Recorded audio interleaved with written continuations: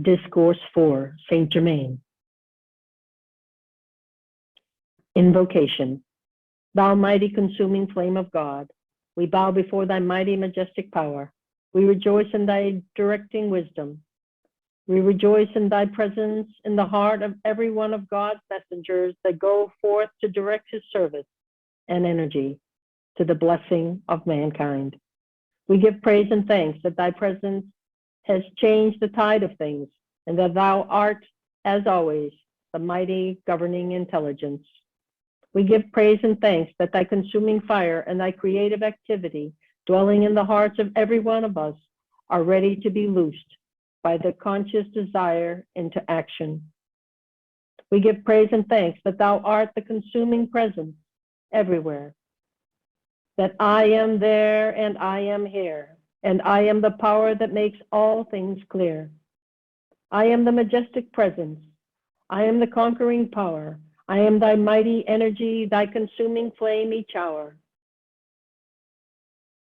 I bring greetings to you all from the heart of the creative fire. The Discourse. The creative fire that I am is the flame of God, his master presence, anchored in the heart of every one of God's children. While in some it is but a spark, yet with the right touch, that spark can be fanned into a creative fire and consuming flame. This mighty presence, God in its myriad activities, is the omnipresent activity that all may use without limit if they only will dismiss from their recognition the outer appearance, which is but an appearance, and take their attention away from that which has bound them through endless years.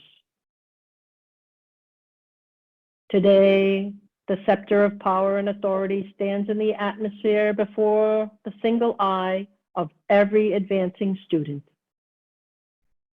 At first, they may reach up mentally and take the scepter of authority, using it in this way, until before they are scarcely aware of it, they will find it tangible and visible in their use at times. It is no idle promise that those seeking the light may again receive this dominion.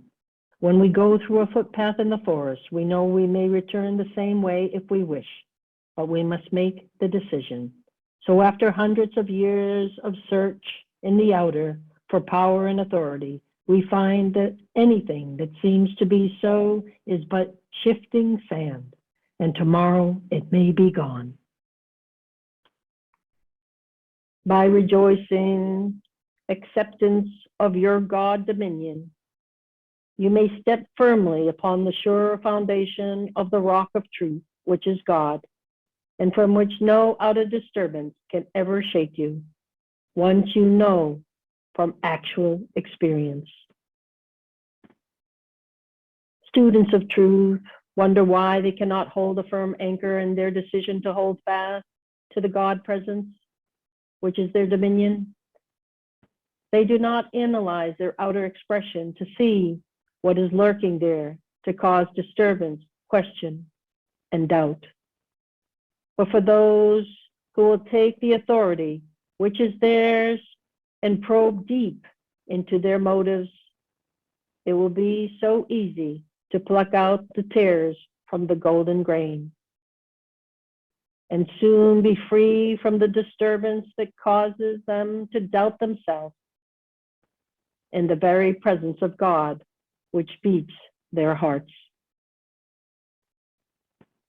When students will be honest enough with themselves and their God, the I am presence, to pluck out by the root anything that is causing disturbance within them, and be able to feel the mighty light and radiance of the great God Self, they will require little effort in loosening the great I am presence in love and intelligence, which is an ever-sustaining power in strength, assurance, or whatever they may need, in order to hold their feet firm upon the rock of truth, which is one of the great jewels in God's kingdom. Its dazzling radiance will enfold them upon the slightest invitation, O students of today, hold fast to this mighty presence, which beats your hearts, whose life flows through your veins, whose energy flows through your mind. You have free will and can qualify and bless it to your perfection or imperfection. Always remember that through your failure to turn to this mighty presence, by which you find you have created inharmony and disorder, you must give yourself ample time to gain the full recognition of this mighty power and give it full activity in your life. Do not become impatient because things do not work out as rapidly as you would like them to. They can only work according to the speed of your acceptance and the intensity of your feeling. The mighty energy that surges through your mind into your body is the pure electronic energy of God, the mighty I Am presence. If your thought is joyously held upon your God self as the source of your being and life, that pure electronic energy continues to act unabated, uncontaminated by human discordant qualification. But knowingly or unknowingly, if you let your thought begin to gather from the discord by which it is so often surrounded, you can change the color and quality of this radiant, pure energy. It must act, and you are the one who shall choose how it shall act to you. Don't ever think you can get away from this simple fact. It is an immutable law of God, and no human being can ever change it. Students must understand and maintain this attitude if they wish to make steady progress. I tell you, beloved students, you may rage and doubt and fear and rebel all you please at self-correction, but it is the open door to your mighty illumination and freedom from all limitation in the outer world of activity. There are a great many students, when they come to a certain point of understanding, where all the results of their activity are revealed to them, and they look upon the many mistakes that have been made, which must be corrected, become despondent, critical, and condemnatory to themselves and God. This is a great mistake again. Everything that is revealed to them in which they find they have been making a mistake should make them rejoice exceedingly. That the things are revealed which need correcting, knowing that God is the power to think, then they know they have the power to correct this and should joyfully set to work to do so. The power of God's life which beats their hearts is absolute proof that they have the intelligence and power of God within them, by which they may dissolve and consume all mistakes and discordant creation they have consciously or unconsciously drawn about them. They may say to this undesirable creation, I am the mighty consuming flame that now and forever consumes all past and present mistakes, their cause and effect in all undesirable creation for which my outer is responsible. It seems so strange that students seem to have such difficulty in fixing the anchorage and recognition of the limitless power they are wielding when they say, I am. When the intellect, which is the outer activity, knows this, then the student should intensify it with all their power by the intense feeling of the truth of this. Then they would find greatly added speed and power in their active use. I tell you, dear students, you have come to a time when you can use this power with great authority to free yourselves from the chains of limitation that have bound you so long. Set about it with joyous determination to put your house in order.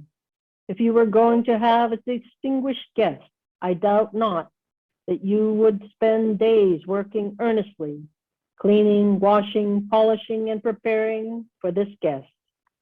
How much more important is it to prepare for this great Prince of love and peace, the Prince of consuming fire that dwells within you and controls the element of fire? When one thinks of Aramesis, Prince of the fiery element, it is the flame of creative fire within that is calling to him for assistance in the quickening of this creative power and brings results unimaginable. There has been no time in my memory when there was so much natural assistance at hand for the student of light for his use as there is at this time. And the students should take advantage of this with joyous intensity. When you speak in the name, power, and authority of the mighty I Am, you are releasing limitless energy to do your bidding, to fulfill your desire. Why longer allow doubt and fear to beset you when I am the open door, which no man can shut, into the great opulence of God, waiting, surging, to press forward, to heal, to bless, and to prosper you abundantly. Dare to be, to feel, to use this mighty authority, God in you. Beloved students, do you not realize that you can express perfection by taking your determined stand with sufficient intensity? That I am the mighty electronic energy flowing through, filling, and renewing every cell of my mind and body right now? Do you not see with sufficient intensity of this? In a few minutes or hours, you could dispel any disturbing condition in the mind or body and allow the mighty pure energy to do its work, uncolored, unaffected by any discordant element in your own thought. You can renew any nerve, any organ, and build any member of the body into its perfection almost immediately. Oh, why not feel this? Apply it. And as you begin to experience the remarkable results, your confidence will leap into its perfect activity, and your mind will have all confidence in this mighty presence and power, in its omnipresent, limitless use. When there is a seeming lack of energy, take your determined, joyous stand. I am the mighty presence of this alert, radiant energy, surging through my mind and body, dismissing everything unlike itself. I take my stand in this alert, radiant energy and joy for all time. You can pass this pure energy through your mind and body as I would pass my hand down before you. At first, because you do not seem to feel any great magnetic electronic force pass over you, does not in any way indicate that you have not received this mighty energy, which you have commanded with authority to flow through your mind and body. One may say the same thing to his affairs that may not be according to his desire for perfect expression. The student can stand and call forth the mighty presence of I Am. Send it forth into his business and world. Command it to consume everything unlike itself and replace all with the mighty perfection of God, which I Am. Command it to be self-sustained and cause that perfection to manifest his unceasing authority and power and cleanse his world of every discordant thing, for I am the supreme authority, God in action. One does not need to do this with any tension or to the extent that he creates tension in the action of the body, but he can rise in the supremacy and dignity of the authority of God and cleanse everything needing it. In doing this, one need not speak in a loud voice, but in a very low, masterful tone. Stand in the room by yourself and declare, I am the master of my world. I am the victorious intelligence governing it. I send forth into my world this mighty, radiant, intelligent energy of God. I command it to create all perfection, to draw to me the opulence of God made visible in my hands and use.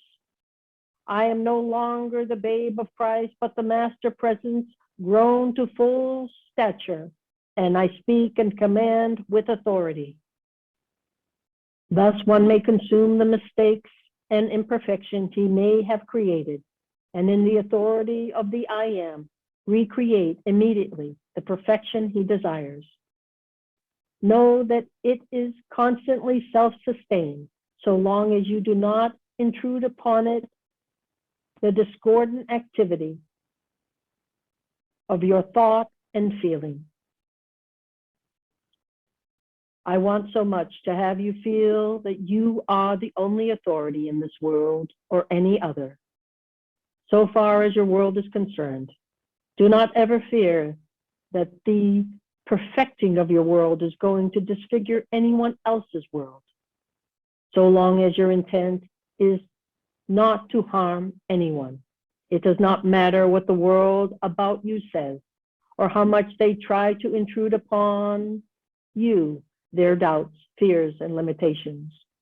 You are the supreme authority in your world, and all you have to do is to say, when you are beset by those conditions, I am the mighty magic circle of protection about me that is invincible and repels from me every discordant thought and element which seeks to find entrance or intrude itself. I am the perfection of my world, and it is self-sustained. Oh, beloved ones, it is no longer necessary to wonder, waver, and question. I am the authority. Go on, dare to be, and use this authority of God, which is expressing in the I Am of everything. Why not be fearless? You have been wanting the presence of the great ascended ones. I am the visible presence of those greatly beloved ascended masters, whom I wish to have appear here to me, and whose assistance I desire. You have come to the point where you can dismiss all discord from your minds. Fill your minds with this pure electronic essence, and no discord can enter, so long as you keep it filled with this presence.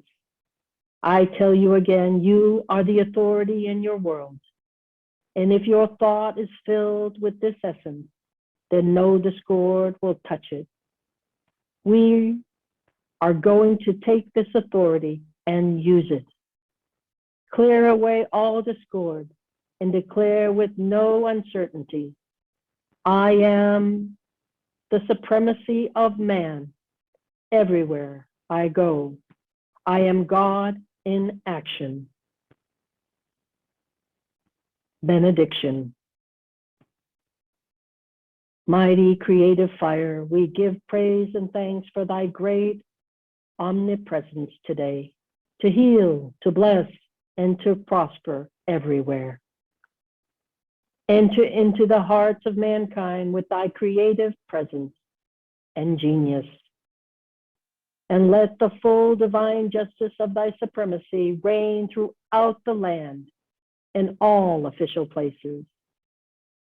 See that all authority is in the hands of thy trained and trusted messengers, that they may govern fully all governments, offices in America, and be ever divinely sustained, that America be healed, blessed, and forever prosper, that all sinister influences be consumed and forever repelled from within the borders of America.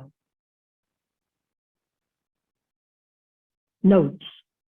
The host of angels rejoice at the return of the wanderer who has come back home, who has sought authority so long in the outer and found only husk. After his energy is wasted, he comes back home, and there is the fountain to recharge. Rebuild him against all the discrepancies called old age. Thus you can stand forth renewed again in the fullness of youth and power, for such is the way of life, God's life. It keeps the most marvelous vibratory action, expressing for each one to speak gently. It is perfectly wonderful if you could see the inner action of it. Let each one enter into the happiness and love of perfect obedience and liberate the great power of God. If one just lets go of the outer and enters into the inner, every discord lets go at once. Etheric cities. Over the principal deserts, there are etheric cities. Over the Arizona desert is the etheric city in America. There is one over the Sahara and one over the Gobi. The one over Brazil is the etheric city for South America. Humanity should know and be made to realize that again, and again, the inhabitants of cities pass out through so-called death and re-embody in the same place because attachments have been formed that draw them back into the same environment again. The student who has to re-embody should take the command that the next time I will be born into a family of great light. This would open the door to great speed in his progress.